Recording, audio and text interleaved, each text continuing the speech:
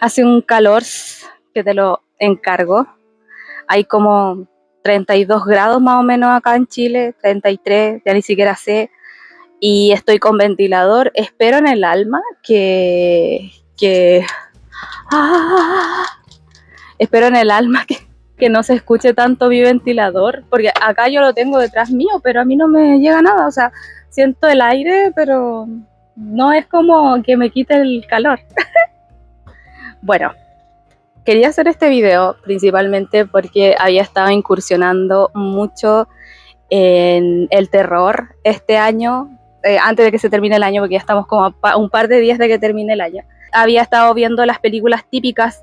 Yo siempre había sido de las personas que le gustaba el terror, pero no había visto películas clásicas, así como películas de los años 30, películas de los años 40, no. O sea, yo me quedaba con las actuales, con las de los años 90 para arriba. Entonces, siempre decía, no, es que yo soy fanática. Y sí, o sea, no hay forma correcta de ser fanático. Si a ti te gusta algo y te consideras un fanático, pues está bien. Pero yo sentía que quería disfrutar de otra manera, ¿no? Que quería como disfrutar otro tipo de películas de terror, quería como incursionar mucho más y saber un poquito de la historia. Por eso hice este canal de YouTube. ¿Y a qué voy con todo esto? Es que este año vi bastantes películas de terror antiguas que todo cinéfilo de pelo en pecho debería ver, todo cinéfilo mamador, que si le gusta el terror debería ver por recomendación, no es que sea obligatorio. Tampoco me gusta ser ese tipo de persona que, ay, si no has visto esta película o si no te gusta esta canción de esta banda, no eres real fanático, porque yo considero que no hay manera correcta de ser fanático.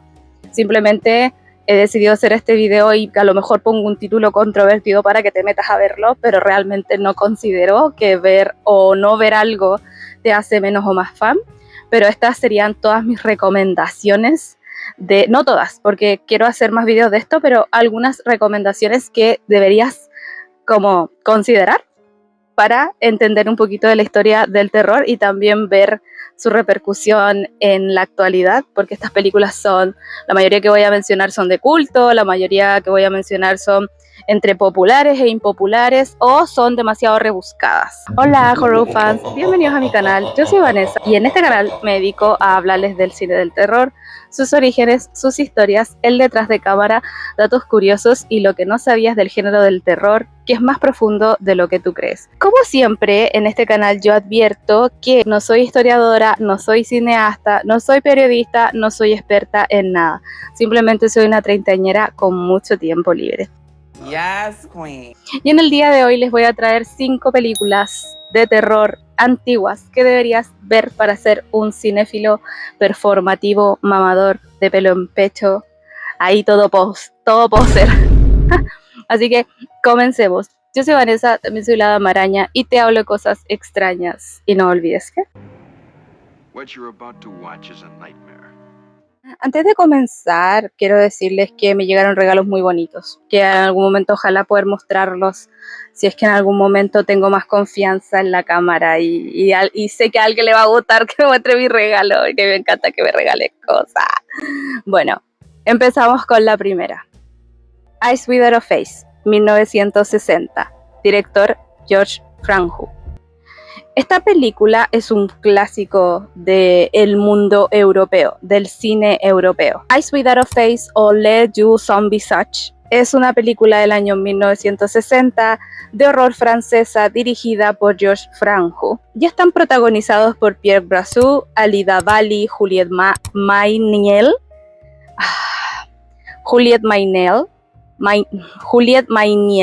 y Edith Escoff, y está basada en una novela del año 1959 escrita por Jean Redon, quien ayudó también a escribir el guión del filme.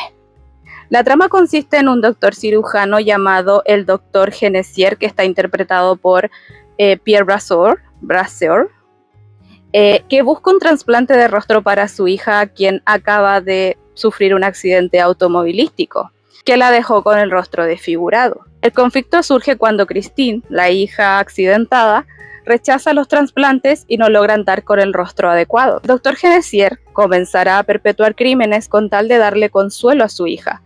comenzando a secuestrar chicas una y otra vez para quitarles el rostro y probarlos en su hija hasta dar con el indicado, o sea, con el trasplante que va a poder aceptar el cuerpo de Christine. En la época en que comenzó a desarrollarse estas películas, los cineastas franceses no tomaban muy en serio, no habían incursionado mucho en el terror y no lo tomaban muy en serio. Meramente porque el terror había sido siempre considerado algo de bajo presupuesto, que es algo que todavía creo que se sigue considerando. O sea, yo todavía he notado que la gente tiene un tema tabú o se demora mucho en nominar o reconocer películas de terror. No es algo de ese tiempo, es algo que también se da actualmente.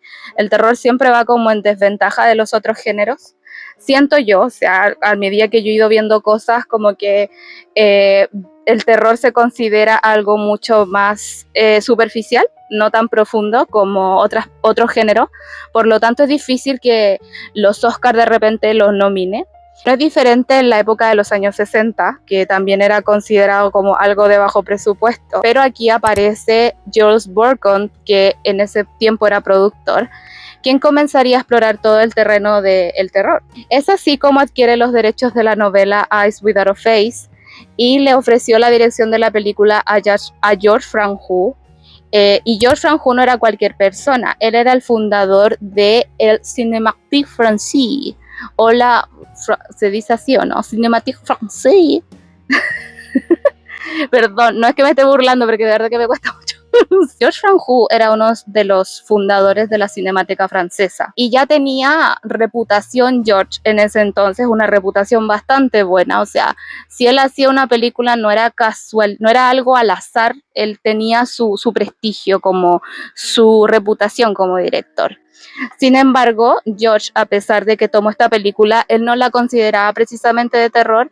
A sus palabras, él consideraba esta película, este relato, más de angustia, una atmósfera más tranquila que el horror, más interna, más penetrante, es horror en dosis homeopáticas. Luego, más tarde, Bourcon, cuando están empezando a hacer esta película o este guión, Bourcon le pide a Franju que hiciera la película, que hiciera este filme, pero lo hiciera con 3 reglas primordiales. Primero, que no incluyera tanta sangre por el tema de la censura francesa, tampoco que incluyera animales torturados por la censura inglesa, y que tampoco incluyera científicos locos o hiciera una alegoría a científicos locos por la censura alemana. Y este libro tenía todo esto, o sea, la historia tiene todo esto. ¿Cómo no va a haber sangre en un trasplante de rostro?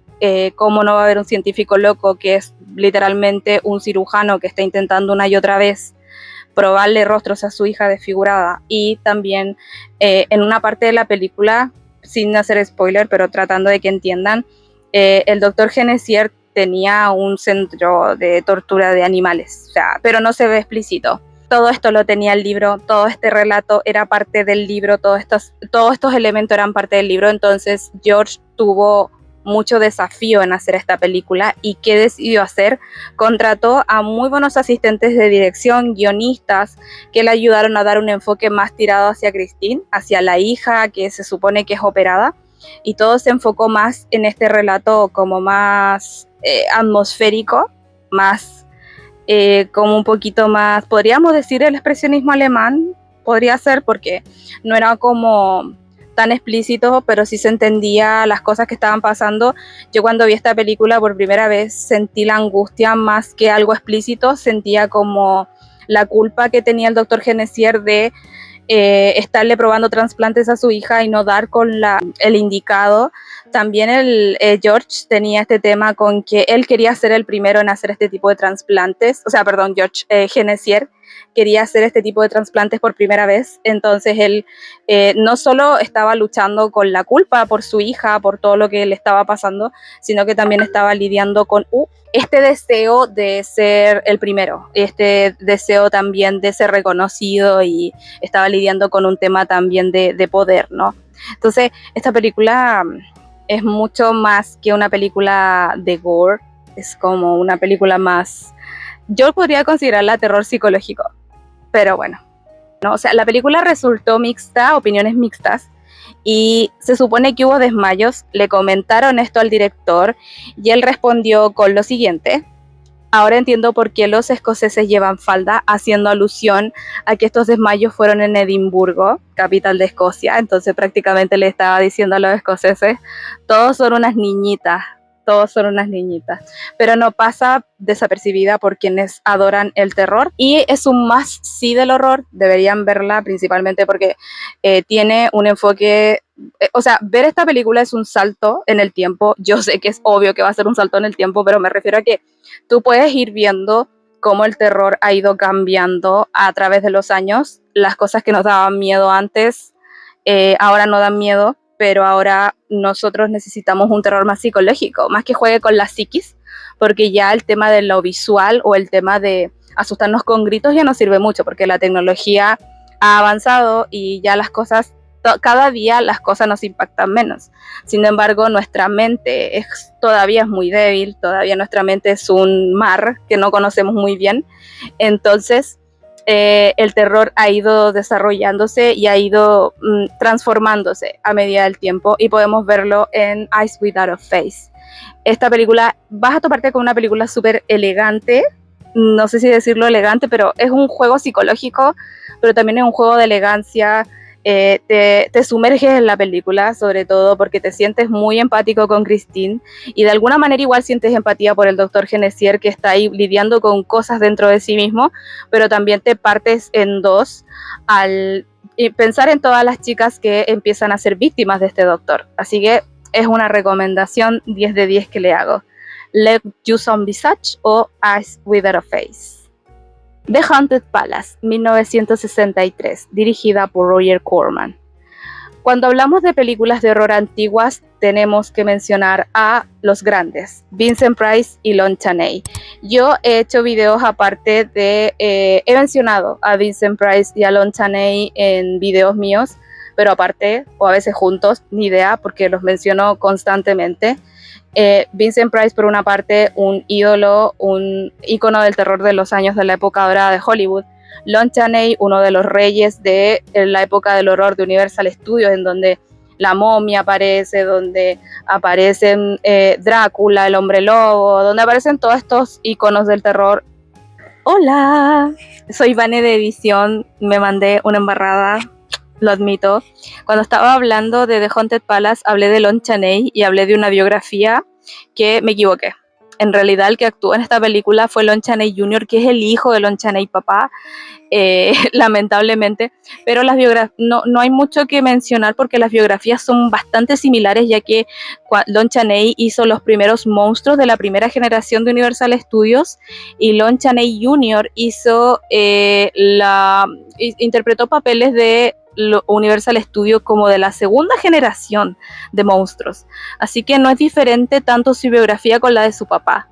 Pero para dejar en claro, el que actúa en esta película de Haunted Palace es el hijo de Lon Chaney Jr., así que corrige, my bad, lo siento mucho, pero eso sería. Espero que me hayan entendido. Chau chau.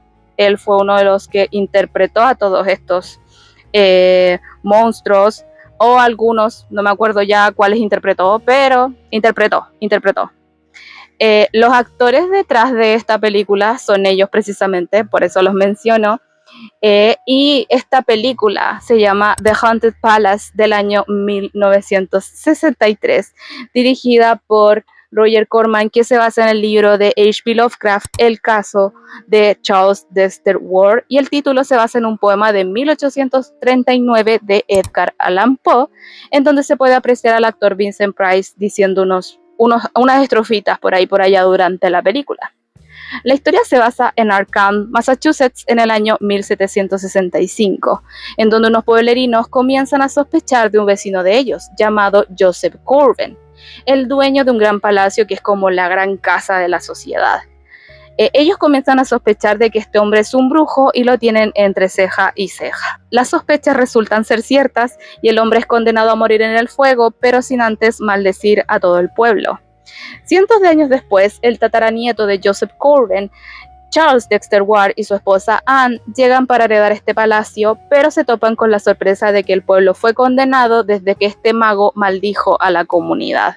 Y al parecer incluso que en el más allá no descansará hasta acabar con todos los que alguna vez lo condenaron, con la ayuda consciente o inconsciente de su tataranieto. Esta película no encontré mucha información así como wow, pero te la puedo recomendar por dos temas, por dos razones. Sí o sí deberías incluir alguna que otra película de los actores Vincent Price y Lon Chaney para entender un poquito el terror, principalmente porque ellos fueron los primeros que defendieron de alguna manera el género. De hecho, encontré muchos artículos, voy a ponerlos en pantalla mientras hago edición, que no se me olvide, por favor, que siempre digo que hago cosas y no las hago, pero hay documentos de Vincent Price defendiendo el horror, defendiendo por qué le gusta o defendiendo los monstruos y defendiendo todo esto. Recuerden que yo les mencioné que Vincent Price no fue tomado en serio, no sé si lo mencioné ahora o lo mencioné en otro video, pero me acuerdo que mencioné que Vincent Price no era tomado en serio como actor, porque el horror en sí no se considera un género tan serio, ¿no? Y él al hacer este tipo de horror era como, ¿por qué estás actuando en estas cosas? ¿Quieres ser tomado en serio? Entonces actúa en cosas como más de drama, ¿no? Pero él no quería, a él le gustaba el horror y le queda muy bien, le queda como anillo al dedo sus papeles como villano. Es un ídolo este hombre en el tema del terror, porque fue muchas veces villano y también fue muchas veces un personaje principal de una película de terror, siendo como el héroe o la persona buena dentro de estos relatos, pero siempre tú lo tenías en el imaginario colectivo y muchas veces que vi películas de Vincent Price le agarré un tremendo cariño. Luego también tienes a Lon Chaney, que también fue uno de los grandes de Universal Pictures, Universal Studios, fue uno de los primeros que incursionó en este tema del horror en Universal, fueron los primeros monstruos de Universal. Y de hecho me acuerdo que yo cuando porque fui a Estados Unidos, fui a Universal Studios y vi un montón, había una estatua de Lon Chaney que la voy a poner aquí a lo mejor, y bueno, era hermoso, o sea, no sé si las mencioné, pero ahí está.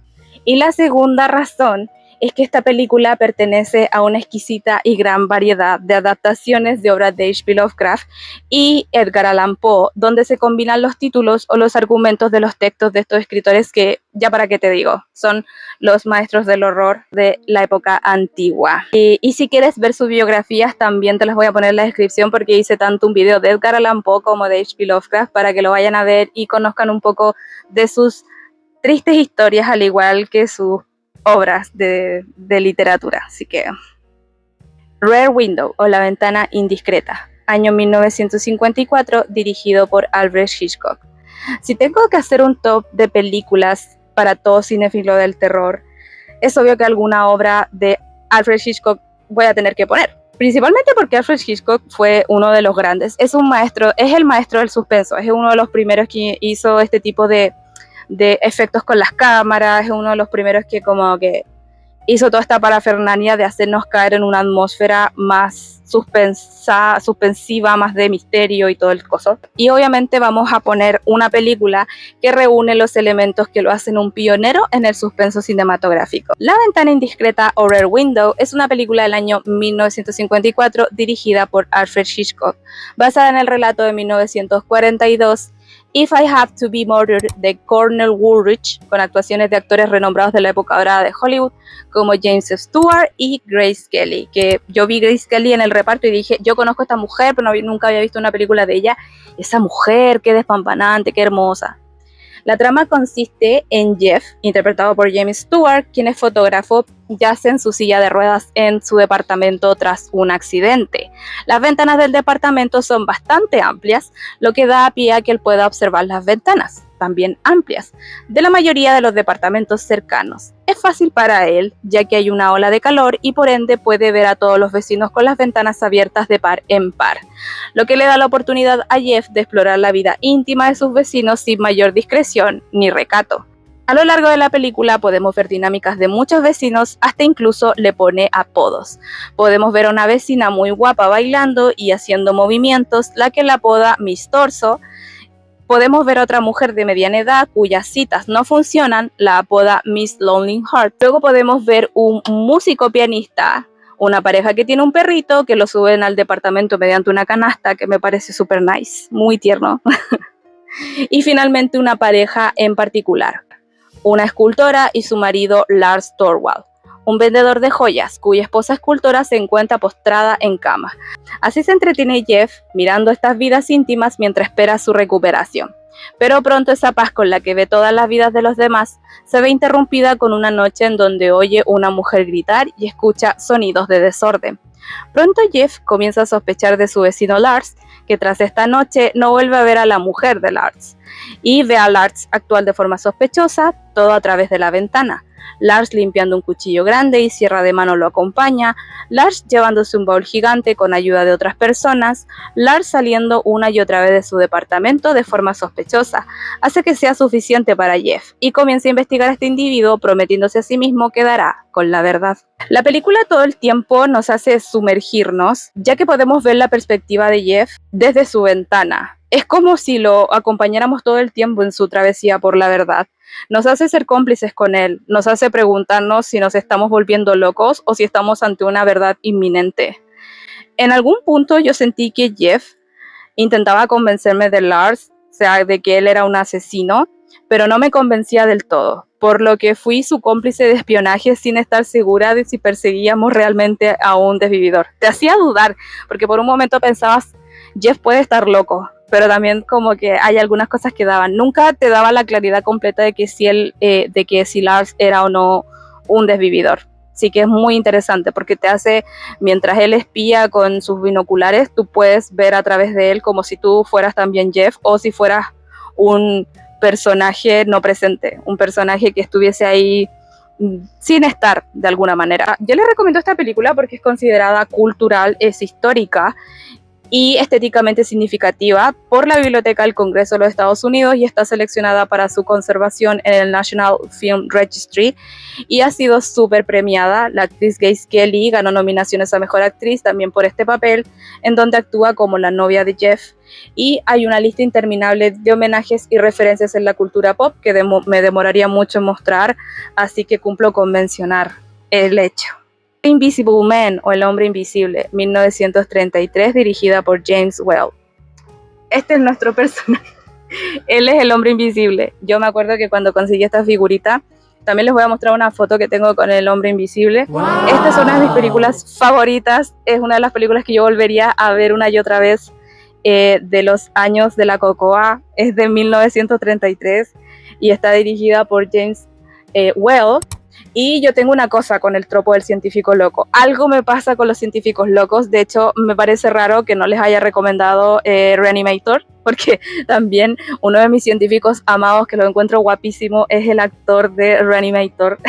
Es el científico loco que actúa ahí. Me encantan, tienen algo, tienen una vibra pesada que me gusta.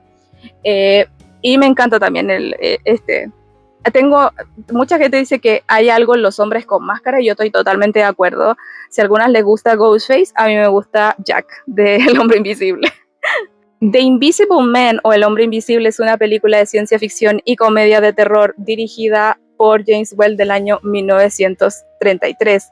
La problemática de la película comienza inmediatamente cuando Jack Griffin escapa de su ciudad tras un experimento científico al parecer fallido, ya que se hospeda en un lugar fuera de su ciudad con vendajes en todo su rostro y guantes en las manos. Sospechamos como espectador no solo por eso, sino que su novia Flora, interpretada por Gloria Stewart, ya se preocupada por dónde se encuentra Griffin. A medida que se desarrolla la película, nos damos cuenta que Jack está metido hasta las patas, ya que comenzó a experimentar con una sustancia llamada monocaína, que lo hizo invisible y que al parecer no solo está modificando su estructura corporal, haciéndolo invisible, sino que también está modificando su conducta y está tornándose peligrosa. La película tiene un valor bastante grande a nivel técnico cinematográfico, ya que en una época donde no se tenía la tecnología que se tiene ahora, el desafío más grande fue hacer invisible al hombre invisible. El hombre que interpretó a Jack fue el actor Claude Rains, quien tuvieron que ponerle terciopelo negro bajo los vendajes y ropa y filmarlo en un fondo negro. Luego las escenas eran combinadas con las tomas donde aparecen todos los demás como los actores y la escenografía. Aparte se tuvo que recortar alrededor de 64.000 fotogramas para lograr los efectos deseados y hacer todo más realista. Probablemente al ver todas estas películas vamos a pensar que algunos efectos son cutres comparados con los efectos de ahora, ¿no? Pero me parece impecable, o sea, me parece muy impecable que con los recursos que se tenían antes, el humano apasionado por este arte del cine se las ingenió para hacer este tipo de obras. Por lo tanto, hay que apreciar más estos filmes y darles el valor que se merecen. Por eso les menciono The Invisible Man, porque hacer invisible a un hombre en esa época, en el 33, debió haber sido un desafío. Así que les recomiendo que la vean, que la aprecien y se enamoren de Jack como yo, de verdad. The Invisible Man del año 1933 dejó secuelas que se fueron repitiendo y hay demás películas que quisieron continuar con su historia y con la narrativa. Ahí el hombre invisible regresa, el hombre invisible y no sé qué, el hombre invisible y Costello y no sé qué, así que hay muchas seguidillas del hombre invisible, así que recomiendo total. The City of Dead o La Ciudad de los Muertos, 1960, dirigida por John Llewellyn Moxey. Perdón. No sé pronunciar. Si es británico es bueno, y si es británico imitando el acento norteamericano es aún más bueno, supongo. Ciudad de los Muertos o The City of Dead es una película de terror británica del año 1960 dirigida por John Llewellyn Moxey. Espero que se lea bien, por favor. La película empieza con un profesor motivando a un estudiante que visite Whitewood durante sus vacaciones para que pueda estudiar la historia de la brujería, ya que Nan, la chica en cuestión, no solo tiene que hacer un tipo de ensayo de este tema, sino que se ve activamente participativa y atenta a las clases del profesor, lo que como espectadores nos hace darnos cuenta que la chica tiene un interés genuino, no solo porque es un trabajo universitario, la apasiona el tema. Al llegar esta chica a Whitewood, se da cuenta que fue el peor de sus errores.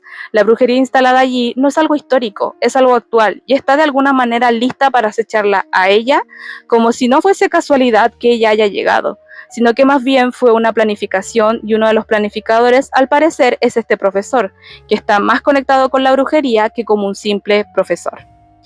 El blanco y negro de este filme nos hace meternos en la atmósfera angustiante de ver a Nan en este pueblo sin poder sacarla de allí. O sea, nosotros queremos sacarla como espectador.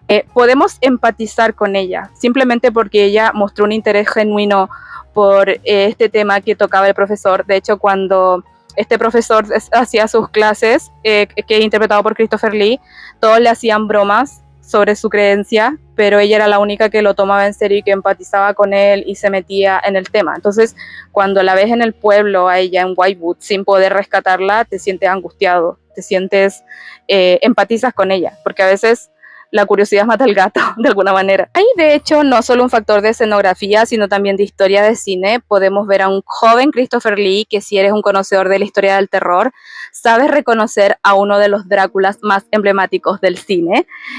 Christopher Lee fue un actor británico de renombre y que se quedó en el inconsciente de todo aquel que explora este tipo de películas, casi siempre como un impecable villano. Si quieres impresionar a tus amigos cinéfilos, diles que no te gusta Christopher Lee como vampiro, sino como un profesor brujo que convence a una joven de ir a un pueblo para sacrificarla. A ver qué te dicen, chamo. Los dejarás boquiabiertos. Bueno, chiquillos, este ha sido mi video por el día de hoy. Espero que les haya gustado estas 5 películas.